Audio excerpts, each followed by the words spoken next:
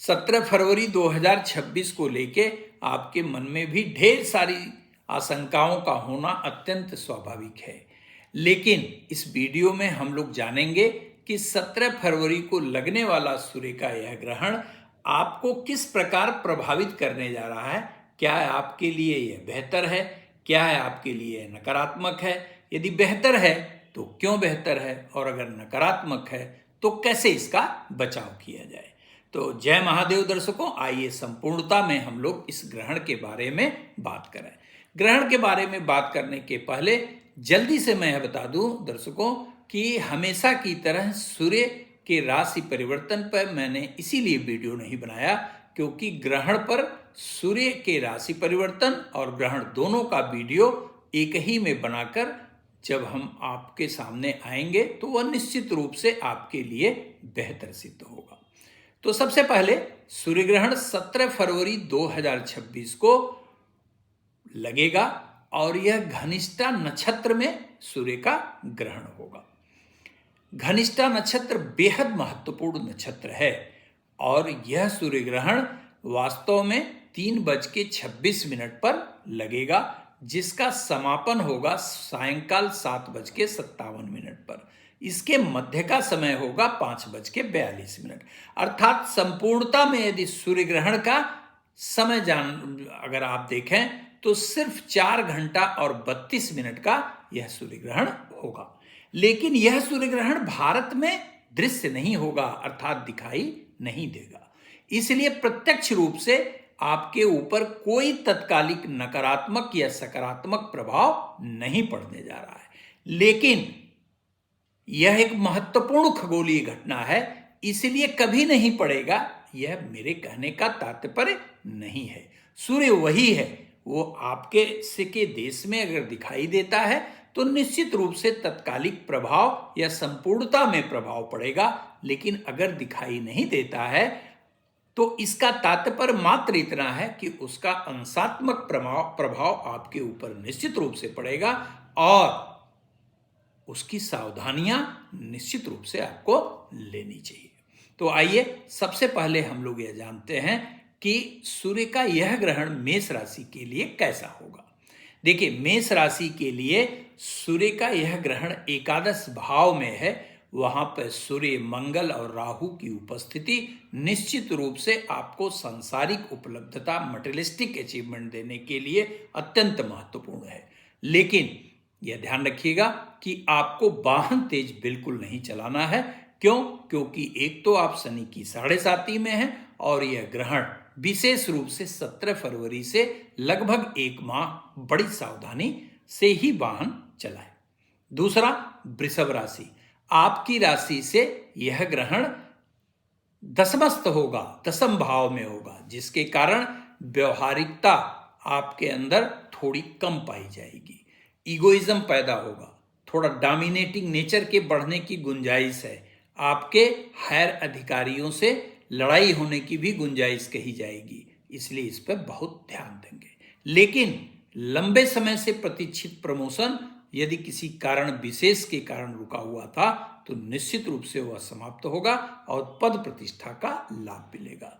लेकिन ध्यान रखिएगा, अपनी वर्किंग पे अपने हायर ऑफिशियल से लड़ाई बिल्कुल नहीं करिएगा, अन्यथा मेंटल टेंशन की पूरी संभावना कही जाएगी।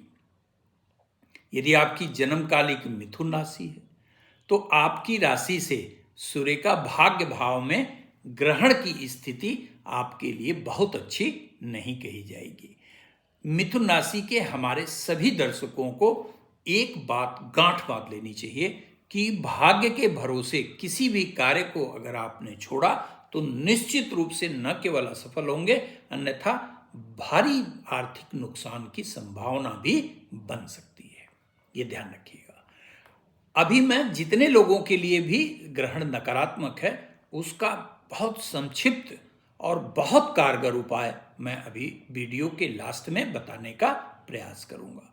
लेकिन मिथुन राशि के हमारे सभी जो दर्शक हैं वह निश्चित रूप से कोई जोखिम भरा कार्य प्रारंभ न करें।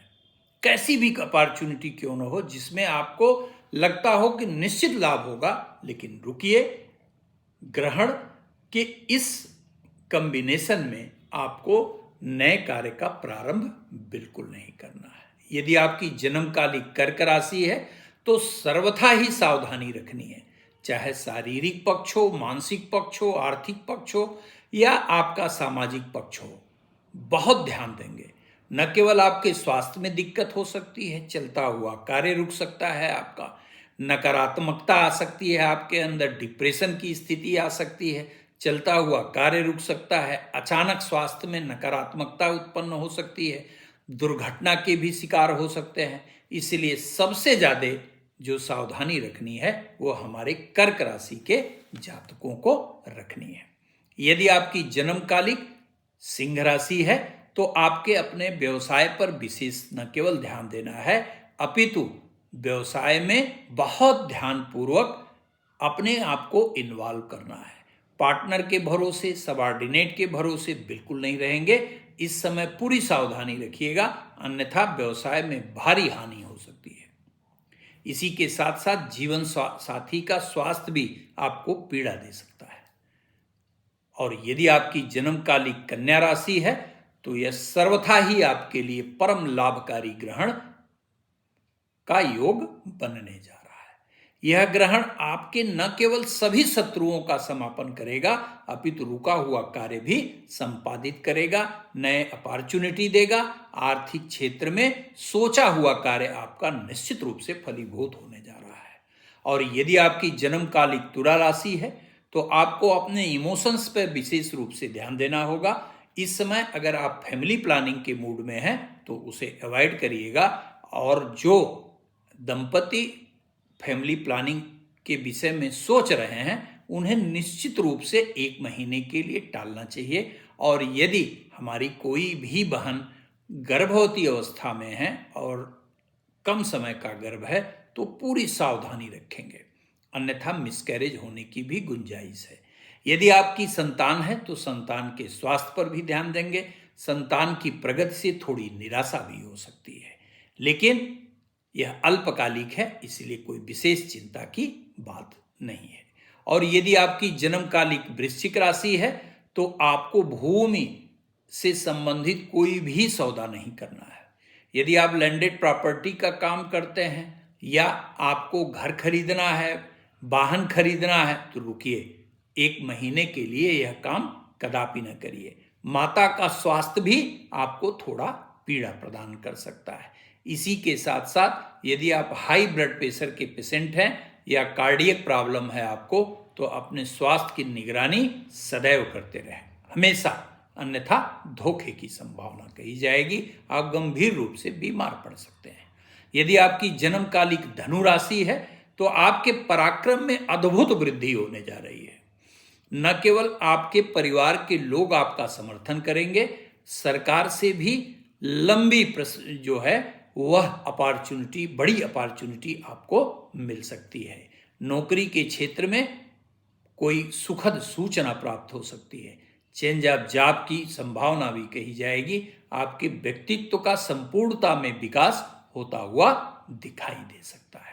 यदि आपकी जन्मकालिक मकर राशि है तो आपको निश्चित रूप से यह ग्रहण सामान्य फल देने वाला कहा जाएगा, लेकिन मकर राशि के हमारे सभी जो दर्शक हैं उन्हें अपने पारिवारिक वातावरण पर विशेष ध्यान देना होगा, अपने धन के स्रोत पर ध्यान देना होगा, अन्यथा धन की स्थिति में भारी गिरावट आ सकती है, अनावश्यक व्यय की स्थिति भी उत्पन्न हो सकती है। ये अवश्य ध्यान रखिएगा।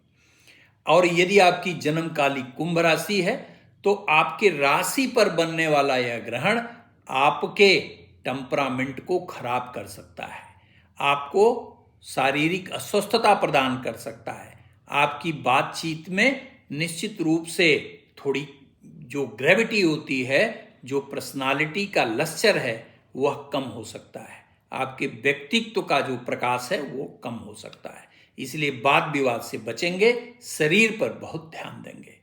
और यदि कहीं आपकी जन्मकालिक मीन राशि है तो आपको अपने मन स्थिति पर ध्यान देना होगा। अनावश्यक बातों से आप परेशान हो सकते हैं। जो बनता हुआ कार्य है उसमें भी आपको संदेह होने लगेगा कि हो सकता है, पता नहीं होगा कि नहीं होगा। इस बीच में मानसिक पीड़ा बढ़ सकती है। इसके साथ साथ अचानक व्यय के कारण थोड़ी आर्थिक स्थिति में भी नकारात्मकता आ सकती है। अनिद्रा की अगर बीमारी है तो बहुत सावधानी रखेंगे। लेकिन मैं आप सभी दर्शकों को, जिनका भी सूर्य ग्रहण जैसा मैंने बताया अगर किसी भी रूप में नकारात्मक है या सकारात्मक भी है, तो भी इस उपाय से न केवल आप अभिष्ट फल पाएंगे, बल्कि जिनका नकारात्मक है उन्हें पता भी नहीं चलेगा कि सूर्य ग्रहण की नकारात्मकता का क्या असर हुआ। क्या करना है आपको? पहली बात ध्यान रखिए, सुबह उठिए और स्नान ध्यान करके भगवान भास्कर को जल दीजिए। जल देने के पश्चात जो भी पूजा पाठ आप करते हो करिए। और एक बात बस ध्यान रखिए, आप यदि आदित्य हृदय स्तोत्र का पाठ पढ़ पाएं तो एक पूरा पाठ पढ़िए, और यदि नहीं कर पाते हैं तो ओम घृणी सूर्याय नमः का 108 बार जप करिए। यदि यह भी नहीं कर पाते हैं तो लघु मृत्युंजय अर्थात ओम ह्रौं जुं सः मंत्र का पाठ करिए। यदि यह भी नहीं कर सकते, आपको कोई असुविधा हो रही है, तो दो काम करिए। प्रत्येक सोमवार को पंचामृत से भगवान शिव का अभिषेक करिए और 4 रविवार लाल मसूर छूकर सुबह दान करिए। इसी से नकारात्मकता जो भी ग्रहण की होगी वह निश्चित रूप से समाप्त हो जाएगी। धन्यवाद मित्रों। यदि वीडियो पसंद आया हो तो निश्चित रूप से चैनल को सब्सक्राइब करिए, बेल आइकन दबाना बिल्कुल मत भूलिएगा और शेयर करना।